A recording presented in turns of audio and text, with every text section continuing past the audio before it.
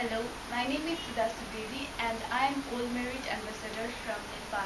Right now, I am with CEO of Mega Bank, Mr. Anil Keshari Shah, and I will be interviewing him as business expert of our country, Nepal.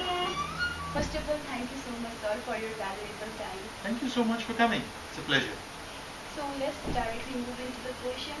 So what was your big year of your life? It was very much important to you. The big year professionally was when I decided to come back to Nepal and start working, and I decided to join banking as a career. It was a big year because at that point of time, the banking industry was not as big as it is today.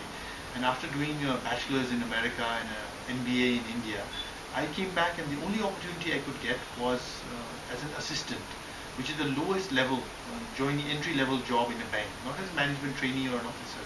And the salary was low, and everybody said, what are you doing?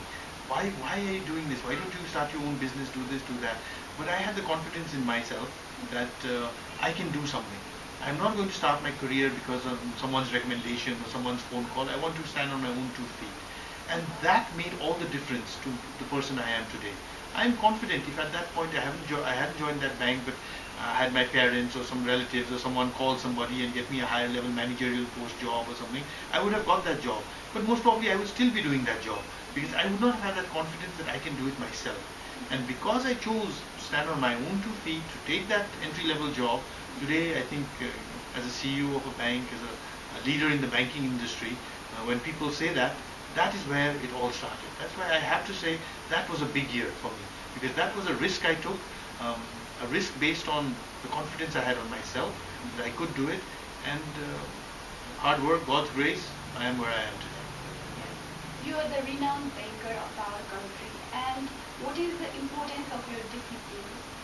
I think when I look back at myself, for myself, yourself, or anybody, in personal as well as professional life, first thing you need to do is look at your own core strengths. What are your core competencies? What are you good at doing?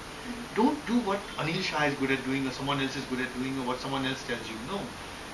Whether it be in your personal life or your professional life, you must look inside yourself and see what is it that I do well. What are my core competencies and strengths? How do you find these? Is just think, what is it that makes me happy? Some people are happy doing maths, some people are happy doing English, some are happy doing some other subjects. They are happy because they're good at doing it, and because they're good at doing it, they're happy doing it. Life is like that as well. Although there are no exams and marks in life, you must look inside and say, what is it that makes me happy? Makes me happy to meet people, makes me happy to do projects like this, makes me happy to shine and be able to make my country shine, makes me happy to sit behind a desk and crunch numbers. Once you find out what is your core competencies and strength, you move forward in that area. And then you will be successful, but more importantly, you will be happy. Final question for now. Let's move to the younger generation. So how you aim to support the younger generation and what is your message for them? Nepal is a young country. 75% of our population is under the age of 35. We are a country of youth. And I believe any country, the future is the youth. Unfortunately, in Nepal, I find more so than ever, the youth do not see a future in Nepal and they are going abroad in massive numbers. If this continues, then Nepal's future will really be dark. And this concerns me, being a Nepali, being someone who people say is a manager, a leader in the community. Therefore, I try to do everything I can to motivate youth, to show them opportunities in Nepal, to utilize their strengths as far as possible to develop careers and lives in the country itself. But then I'm a realist as well.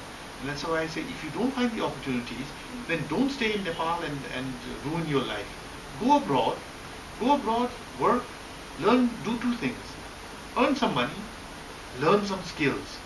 The environment in Nepal, we're a country in transition right now. We will get a constitution, it will stabilize, environment will get better. Even if you leave Nepal, don't ever let Nepal leave you. And when that environment is there, then come back. Come back with those 2 things. A little bit of money and a little bit of skills. And then together we will build this Nepal. That is my message to the youth all the time.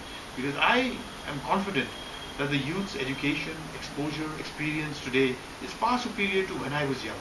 And therefore, the ability of theirs to add value to our country is far greater than mine ever was.